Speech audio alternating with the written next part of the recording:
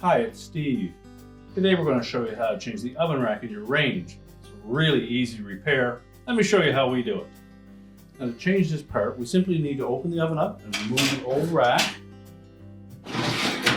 Slide it out until the stop at the back catches. Lift up slightly and remove it. We can discard the old rack.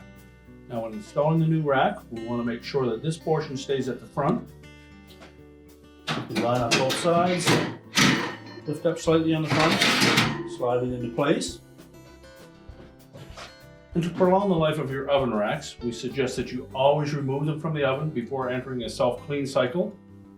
To clean your racks, you should follow the manufacturer's instructions.